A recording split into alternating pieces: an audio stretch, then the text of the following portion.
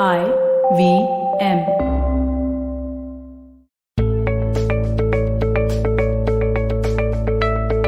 Hey everyone, welcome to another week on the Positively Unlimited podcast. Yes, we have been releasing 2 episodes every Monday and every Wednesday on the Positively Unlimited podcast on IVM Podcasts. If you're wondering where you can listen to all of these episodes or the ones that you may have missed, well, on the IVM Podcast app as well as website.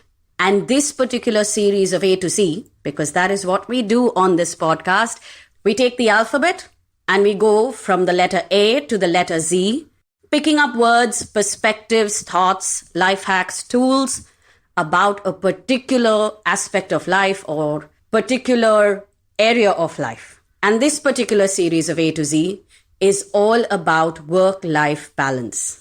We're now on episode 195. And again, if you haven't been listening to the previous episodes, I would highly recommend going back and doing so. But here's a pro tip. Keep a pen and paper handy because I share tools that can make you change certain aspects of your life literally overnight. Diving into this episode's topic, we're at the letter S. And well, I picked up a word that a lot of us for many generations have thrown around very loosely and also attached it so tightly to the word job, career, work. Well, the word is satisfaction. And the perspective that I'm sharing is that satisfaction is overrated. You might be wondering, what am I going on about? Well, here's the thing. When you ask yourself, what do you want from a job? Or what do you want from your current job? Other than money and designation, one of the things that most of us will say is, I want job satisfaction. But when you ask yourself, what exactly in your job will satisfy you? Very few people have a tangible answer to it. A lot of us have a vague answer like, oh, it should be challenging. Oh, there should be opportunity for growth. Oh, I should be learning something new.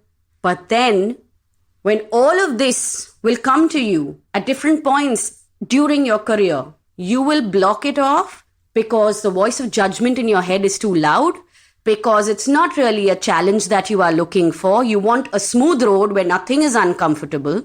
And mind you, challenges are rarely comfortable. They will cause anxiousness, nervousness, fear of all kinds, anger of all kinds. They will lead to judgment. And you will have to break through all of that to succeed. So if you don't want to deal with those emotions, please do not say that my job should be challenging and only then will I get job satisfaction. The other part is when we say, oh, there should be growth. Yeah, well, when you say that the income that you are earning, the paycheck you're getting must increase consistently and regularly, possibly after every appraisal, when you say that your designation must change, you must climb the ladder, that essentially is growth, isn't it? And well, a lot of us get up and say, oh, but there should be learning. I should be able to learn something new in my job at every point. Well, here's the thing. The company and your bosses, your managers can only hold your hand and lead the way up to a certain point. Once you reach mid-level management, you need to teach yourself because nobody's got time to come down and sit with you and mollycoddle you and teach you. You've got to motivate yourself. You've got to look at your job and say, okay, what about this space interests me and what can I learn more from here? But how many of us really do that? And if you aren't really doing it, then how in the world are you going to get any kind of job satisfaction? And this is why I say satisfaction is overrated. It is overrated in our heads because we have misconstrued its meaning or how we should be getting it. We have put out these big statements about what will satisfy us, but there is zero action aligned to it. So the next time you think about, oh, job satisfaction, please follow it up with what will satisfy me in this role.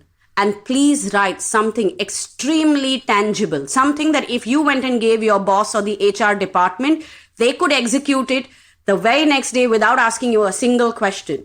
And if you cannot describe it like that, then you need to get yourself a life coach. And you need to sit down with somebody and brainstorm and learn to express yourself better to yourself as well as those in your company, in your organization, in your workplace. Let me get really real with you guys here. What actually makes us happy in our workplace? One is a very good paycheck. And a lot of times, so many of us don't even know whether what we are asking for. And so many times, so many of us have no clue whether we even have the merit and experience to demand that paycheck that we are demanding. Firstly, we have very little market information to understand what is the current standard of pay for my role in the industry that I am in. And number three, we have very little or no information about what the company is going through to assess clearly whether they will be able to give you that kind of a paycheck or not.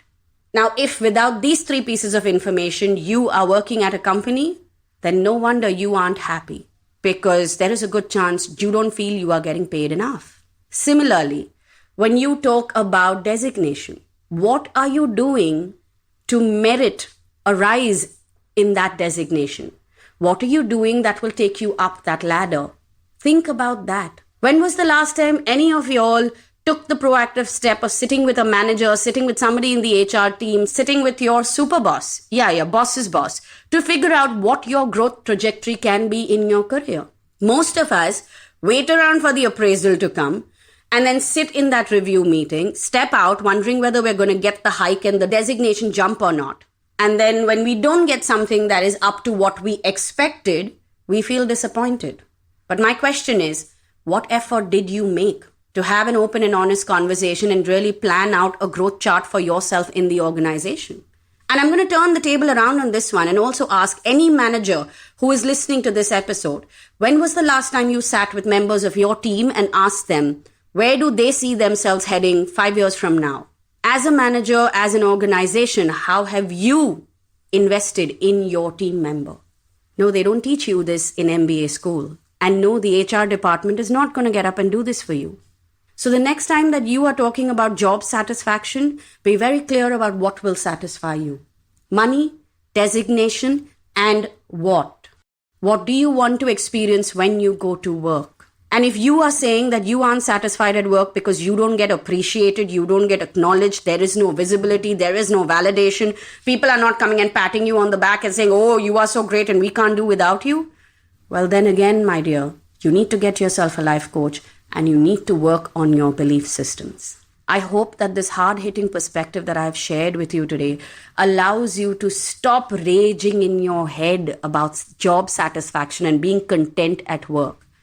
Let's understand that at a very, very base level, your job is supposed to give you a paycheck so that you can afford a certain lifestyle.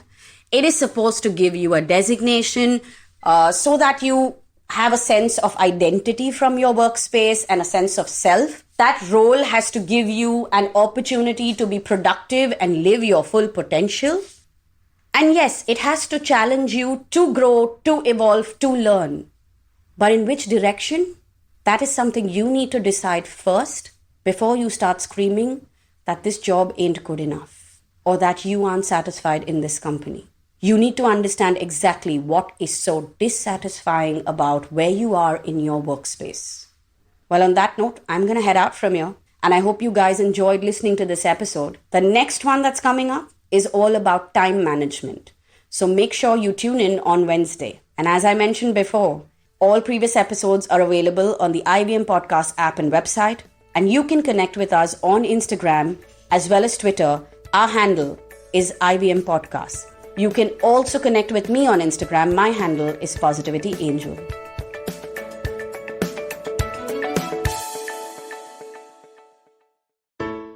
I hope you enjoyed that show. If you aren't following us on social media, please do. We're IVM Podcast on Twitter, Facebook, and Instagram. I'd like to thank the sponsor of the network this week, Credencia. Thank you so much for making this possible. On Cyrus Says, Cyrus was joined by actress Shreya Pilgaonkar to talk about her career in acting. On Begin the Journey, Ashish Vidyarthi lists down the modern concepts of friendship and how one can choose the right friend circle in life on Begin the Journey. On The Habit Coach, Ashton Doctor was joined by Aisha Bilamoria to talk about running and developing an athletic mentality. Farhad and Sunitra are joined by LGBTQ workplace advocate Suresh Ramdas to discuss the new normal in queer relationships on KBCD. On Tere Mere Raaste, Chetna Chakravarthy takes us to the riverbanks of Banaras and describes the soulful mornings to us. And finally, on the Positively Unlimited podcast, Chetna Chakravarthy takes the fear out of the word responsibility. And with that, I hope to see you again next week. Hi, I'm Zarina Poonawalla, host of the Empowering Series podcast on the IVM network. I happen to be a peak performance coach and leadership coach by profession, and I'm here to share with you productivity tools, life-altering techniques, and real-life hacks to help you achieve your maximum potential in everything you do, your relationships, professions, careers. So tune in every Monday to unleash your inner power. Be safe, be well, be empowered.